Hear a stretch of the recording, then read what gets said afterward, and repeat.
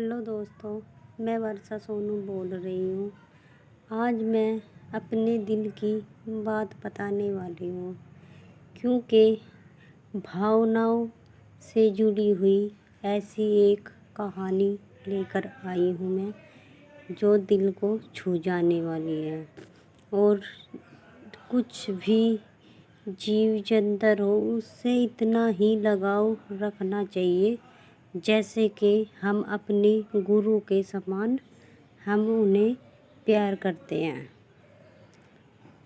तो एक गाँव में सत्संग हो रहा था।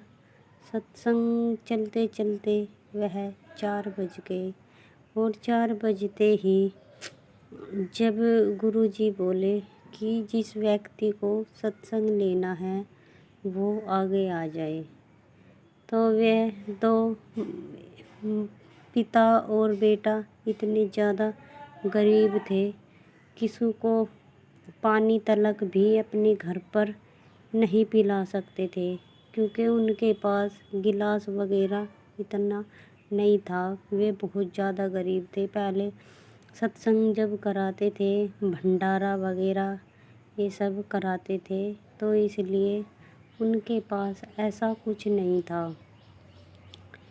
तो सत्संग उन्होंने ले लिया हाथ जोड़कर। जैसे जैसे आगे टाइम बढ़ता चला, दिन बीतते गए, सत्संग नज़दीक आता गया, तो वह दोनों माता पिता और घबराने लगे कि हमने यह बोल तो दिया, हमारे गुरुजी की नाक ना कट जाए। तो यह एक दिन बोले, पिताजी आप लाला जी के यहाँ से कुछ सामान उठा लो उधारा, नहीं तो हम फिर पूरी ज़िंदगी उसके वहाँ पर नौकरी कर लेंगे। तो लाला जी ने कहा कि नहीं, मैं उधारा सामान नहीं दूँगा, पहले हमें पैसे दो, जब हम सामान देंगे। तो उन्होंने कहा नहीं लाला जी, हम भंडारा करवाना चाहते हैं, तो इस करके हम सामान उधारा लेना चाहते हैं। तो लाला जी ने उनकी बात नहीं मानी। तो जैसे जैसे टाइम बीतता गया और उन्हें और ज़्यादा घबराहट होने लगी, जैसे कि एक दिन रह गया सत्संग का, तो उन्होंने सोचा कि पिताजी हम चलते हैं और सामान लेकर आएंगे। तो वह लाला जी की दुकान की उन्होंने छत फाड़ दी। छत फाड़कर वे सामान चोरियाँ करने लगे। वह शोर शराबा होया, लाला जी उठ गए।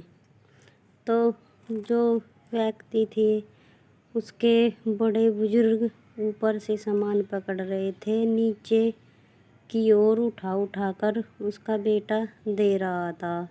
जैसे कि लाला जी ने कुआड़ खोले और कुआड़ खोलते ही उन्होंने शोर मचाना शुरू कर दिया और उसके पिताजी ने हाथ ऊपर कर कर उसको खींचने लगे।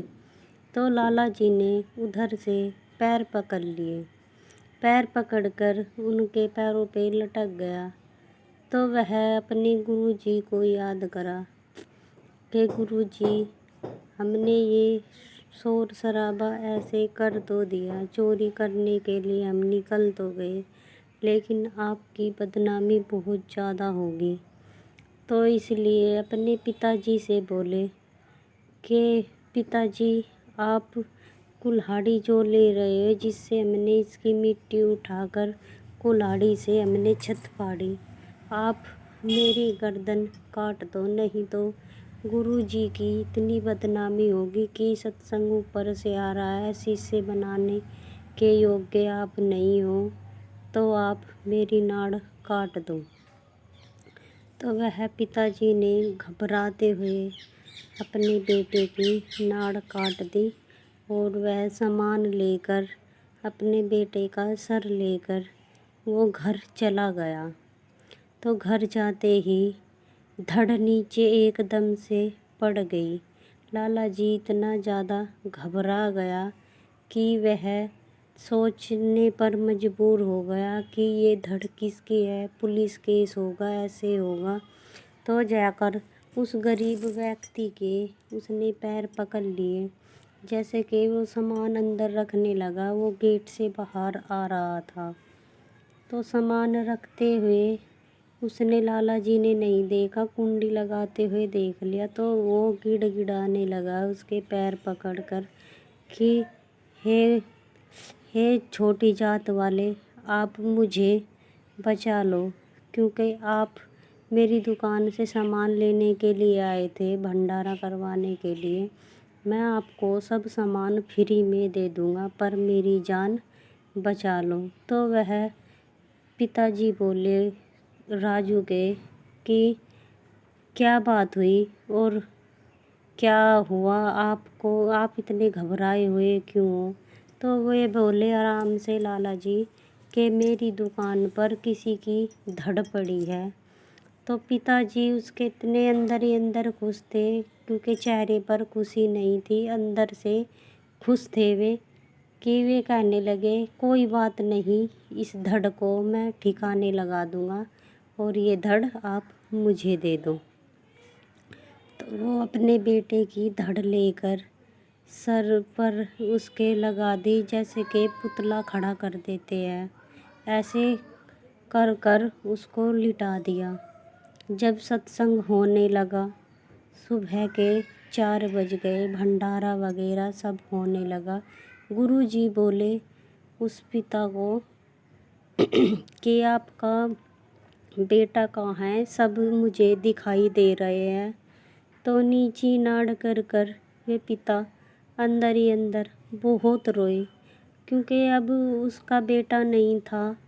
तो वह गुरुजी अंदर से उसके दिलो दिमाग में झांक रहे थे, क्योंकि वे सब जानते हैं, क्योंकि वे भगवान हैं। तो इस करके उन्होंने देखा कि इसके पिताजी से बोले तुम एक बार फिर आवाज़ लगाओ। तो उसने बोला, पिताजी ने उसके, राजू आपको गुरुजी बुला रहे हैं। तो उसने नहीं सुना।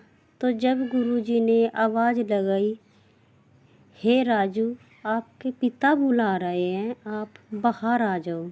जैसे कि उसके पिताजी ने नीची नज़र कर रखी थी, जैसे कि उन्होंने सोचा मर गए हैं वे, अब कैसे आएंगे। तो ऐसा एक चमत्कार हुआ, जैसे कि गुरुजी ने आवाज़ लगाई, राजू तुम्हारे पिताजी आवाज़ लगा रहे हैं, आपको सुनाई नहीं देता क्या? तो इस करके वे आ गए। तो गुरुजी को आवाज़ लगाई, गुरुजी मैं यहाँ हूँ। तो जब यह इतना चमत्कार हुआ, पूरी दुनिया वाले उसको देखने आ गए। हेलो दोस्तों, मैं वर्षा सोनू।